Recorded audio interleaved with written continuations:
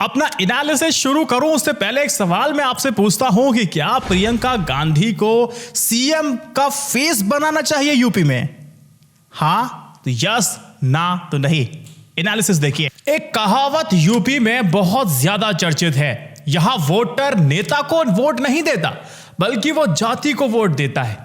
यहां जिस पार्टी को 30% से ज्यादा वोट मिलेंगे जीत उसकी तय होती है, लेकिन ये 30% वोट 4 बड़ी जातियों में विभाजित हैं। लेकिन कांग्रेस ने यूपी में एक नया प्रयोग कर रही है और यही उसका एक मास्टरपीस या फिर एक मास्टर प्लान है। कांग्रेस ने यूपी में कास्ट वाली राजनीति के सामने जेंडर वाली पॉलिटिक्स को खड़ा करने की कोशिश की है। यूपी में कांग्रेस 40% सीटों पर महिलाओं को टिकट देगी। उत्तर प्रदेश में विधानसभा की तकरीबन 403 सीटें हैं, यानी कि 40% उम्मीदवार महिला होती हैं। अगले साल होने वाले चुनावों में करीब आपको कांग्रेस की 160 से अधिक महिला उम्मीदवार होंगी। प्रियंका गांधी के नेतृत्व में कांग्रेस ने यूपी में एक नया नारा दिया है। नारा है, लड़की हूं और लड़ सकती हूं। अब राजनीति में महिलाओं की इंपॉर्टेंस और एंगेजमेंट दोनों ही लगातार बढ़े हैं। एग्जाम्पल मैं लेना चाहूंगा इसी साल पश्चिम बंगाल के विधानसभा चुनाव का, जिसमें अगर हम पुरुषों के मतदाताओं की बात करें तो 81.4% पुरुषों ने वोट किया था, जबकि महिलाओं ने 81.75%, यानी कि ज्यादा। अब देखिए, पश्चिम बंगाल में ममता बनर्जी ने बंगाल की बेटी जैसे भावुक नारा दिया था। ऐसे में 49% महिलाएं मतदाताओं से भी आकर के एक मुश्त वोट टीएमसी को दिया और मुख्यमंत्री ममता बनर्जी को बनाया। लोकसभा चुनाव 2019 में भी महिलाओं ने चुनाव परिणाम तय करने में एक अहम भूमिका निभाई थी। यही सेम केस बिहार में सीएम जब नीतीश कुमार बने उसमें भी यह भूमिका देखने को मिली थी। इसी तरह प्रियंका गांधी का यह फैसला इसलिए लेना पड़ा है क्योंकि वो जानती हैं कि महिला मतदाता हर चुनाव में अपने स्वयं केंद्रित के लिए एक स्वतंत्र वोट बैंक के रूप में उभर रही हैं, जिसे उसे नजरअंदाज करना समझदारी नहीं होगी और नजरअंदाज नहीं किया तो पार्टी के हित में है। इसीलिए महिलाओं को टिकट देना या फिर राजनीति में ज्यादा से ज्यादा महिलाओं को भागीदारी देना अब हर पार्टी की मजबूरी हो जाती है कांग्रेस के इस फैसले के बाद, ताकि वो महिलाएं प्रत्याशियों के जरिए वह मतदाताओं को अपनी ओर खींच सकें। जब तक हम राजनीति में महिलाओं को भागीदारी नहीं देंगे तब तक उनका सशक्तिकरण सही मायने में नहीं हो सकता। ये बात बिल्कुल सही है और यह बात आपको माननी भी चाहिए। देखिए, मैनिफेस्टो में अगर आप देखेंगे आने वाले वक्त में महिलाओं को लेकर के आपको अलग अलग स्कीम्स, योजनाएं देखने को मिलेंगी। अभी जो रुझान है वो आने शुरू हो गए हैं। आजकल तो प्रियंका गांधी बहुत ज़्यादा एक्टिव है और उन्होंने खासकर महिलाओं को लेकर रोजाना नए नए वादे कर रही हैं। जब उन्होंने अपने एक ट्वीट में लिखा, वो कहती हैं कि कल मैं कुछ छात्राओं से मिली। उन्होंने बताया कि उन्हें पढ़ने व सुरक्षा के लिए स्मार्टफोन की ज़रूरत है।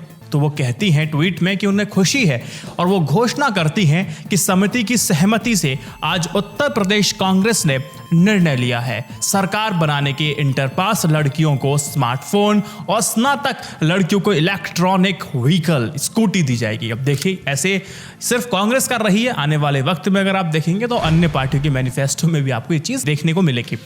उत्तर प्रदेश चुनाव में किसी अन्य राजनीतिक दल से चुनावी गठबंधन होने की अभी तक तो कोई संभावना मुझे नहीं दिखाई देती है, लेकिन आगे भविष्य में क्या होगा पता नहीं। लेकिन अभी फिलहाल कोई संभावना नहीं है। ऐसे में ज्यादा संभावना इस बात की है कि पार्टी अकेले दम पर ही उत्तर प्रदेश के चुनाव में उतरेगी और बेहतरीन प्रदर्शन करने की कोशिश करेगी। कांग्रेस है, सपा है, बसपा है, सबके साथ यही है। आपको मैं थोड़ा सा और इनसाइट देना चाहता हूं। आपको पश्चिम बंगाल के चुनाव का याद होगा, बीजेपी को हराने के लिए एड़ी चोटी का जोर लगाया था किसने? पश्चिम बंगाल में ममता बनर्जी ने। अब एक मकसद था कि हमें सिर्फ बीजेपी को हराना है, तो फिर लेफ्ट ने और कांग्रेस ने अपना एक सिंपल सा वॉक ओवर दे दिया था और वो जो लेफ्ट का कांग्रेस का जो वोट था वो टीएमसी को मिला और मुख्यमंत्री ममता बनर्जी बन जाती हैं। याद रखना, समझना कि यूपी में कांग्रेस, सपा, बसपा किसी को समर्थन दे दे ताकि बीजेपी को सत्ता में लाने से रोका जाए और कांग्रेस वॉक ओवर दे देगी, तो ये संभावना नहीं है। अगर ऐसा करेगी तो एक सुइसाइडल स्टेप होगा। क्यों? देखिए, मैं इसलिए बता रहा हूं, कांग्रेस यूपी में ऐसा नहीं करेगी। भविष्य में अपनी राष्ट्रीय स्तर की भूमिका में मजबूती वापसी चाहती है और उसे इस लड़ाई के जरिए अपनी मजबूती की राह तलाश कर रही है और करनी होगी, और उसके पास इसका कोई विकल्प भी नहीं है। चाहे इसका परिणाम कुछ भी हो, पार्टी जीते चाहे हारे, पार्टी इस रणनीति पर आगे बढ़ रही है और वो चाहती है कि सशक्त बने और उसके कैडर में जोश हो। देखो, प्रियंका गांधी का 40% सीटों में सिर्फ महिलाओं को देना, आप इस बात से समझ को चलो कि 2024 के इलेक्शन की तैयारी हो चुकी है। यह एक प्रयोग है। इस फैसले से भले ही कांग्रेस को सत्ता ना मिले, लेकिन विपक्ष के खेमे में एक हलचल तो मचा दी है, एक लंबी लकीर खींच दी है, एक नैरेटिव को सेट कर दिया है और उस नैरेटिव को फ्रंट से लीड कर रही हैं प्रियंका गांधी। देखिए, ममता, अगर आप देखेंगे मायावती का, अगर आप ट्वीट देखेंगे एक के बाद एक 3 ट्वीट के स्क्रीन पे देखिए, ये बताता है कितना गंभीर है। टिकट बंटवारे में ज्यादा हिस्सेदारी कांग्रेस की बात बहुत सकारात्मक लगती है और दूसरे दलों को भी ऐसा करने पर मजबूर होना पड़ेगा। अब देखिए, मान लीजिए यदि महिलाएं हार भी जाती हैं, फिर भी कई ऐसी महिलाओं को चुनाव लड़ने का मौका मिलेगा जो राजनीतिक परिवार, बाहुबली परिवार से नहीं भी हैं। अब देखिए, कांग्रेस में साफ छवि वाली महिलाएं सामने भी आएंगी। अब देखिए, कई सारे लोग ये भी कहते हैं कि इस चुनाव में किसान और महंगाई का मुद्दा छाया रहेगा, लेकिन टिकट बंटवारे से लेकर चुनाव प्रचार तक महिलाएं ही महिलाएं आपको छाए दिखाई देंगी। बहरहाल, देखो, प्रियंका गांधी की घोषणा पर लौटे हैं। दरअसल समझने वाली बात सिर्फ इसमें एक ये है कि महिलाओं को नेता या मुख्यमंत्री, राज्यपाल, गवर्नर बना देना एक अलग बात होती है और पूरी राजनीतिक प्रक्रिया में, प्रोसेस में शामिल कर लेना एक बहुत बड़ी बात होती है, उससे भी बड़ी बात होती है। प्रियंका गांधी का ऐलान इस प्रक्रिया की शुरुआत के तौर पर आप देख सकते हैं। वे महिलाओं को न्योता दे रही हैं कि वो राजनीति में आएं, वो लड़कियों से जुझारू होने की अपील कर रही हैं, वो याद दिला रही हैं कि कैसे उन्हें अपने लिए संघर्ष करना होगा। यह उम्मीदवार बनने की नहीं, मतदाता बनाने की प्रक्रिया है। कांग्रेस के लिए 40% महिलाओं को टिकट देना बहुत आसान है, क्योंकि अभी उसकी सिर्फ 7 सीटों को छोड़ करके सारी की सारी खाली है। लेकिन सोचिए, भाजपा के लिए बड़ा मुश्किल है कि 325 सीटों पर अपने मौजूदा विधायकों में से कितनों को टिकट काट करके महिलाओं को टिकट देगी। तो ये नैरेटिव तो शिफ्ट हुआ है, लेकिन योगी जी के लिए भी एक नैरेटिव बना दिया है। प्रियंका गांधी को हाईलाइट से अखिलेश यादव थोड़े से परेशान हैं और बीजेपी पर वो आरोप लगा रहे हैं, और अखिलेश यादव की चिंताएं आप कह सकते हैं सही भी है। और चिंता की वजह से मैं आपको बताता हूं किस वजह से अखिलेश यादव चिंतित हैं, क्योंकि पूरा समीकरण हिल चुका है। अखिलेश यादव कहते हैं और वो आरोप लगाते हैं कि यूपी में सरकार जानबूझ करके कांग्रेस के मजबूत होने का रास्ता दे रही है, ताकि कांग्रेस मजबूत हो और विपक्षी वोटरों का बंटवारा हो जाए और इसका राजनीतिक लाभ भाजपा को मिल जाए। और अखिलेश यादव की आशंका आप कहें कि सरासर गलत है, तो मैं आपको समझा देता हूं। देखिए, माना यह जाता है कि भाजपा के पास ब्राह्मण, ओबीसी और दलित जातियों का एक ऐसा ग्रुप है, एक ऐसा समूह है जो राष्ट्रवाद और हिंदुत्व के नाम पर उसके साथ जुड़ा हुआ है। 2017 के विधानसभा में ओबीसी की वजह से सत्ता में आपकी योगी सरकार आई थी। फ्लोटिंग वोटर्स को अगर छोड़ दें तो विपरीत हालात के बाद भी भाजपा का एक बड़ा वोट बैंक इस चुनाव में और उसके पास बना रह सकता है, इसकी संभावनाएं एक्सपर्ट्स जता रहे हैं। वहीं पर गैर भाजपाई दलों के पास लगभग एक समान वोट बैंक है।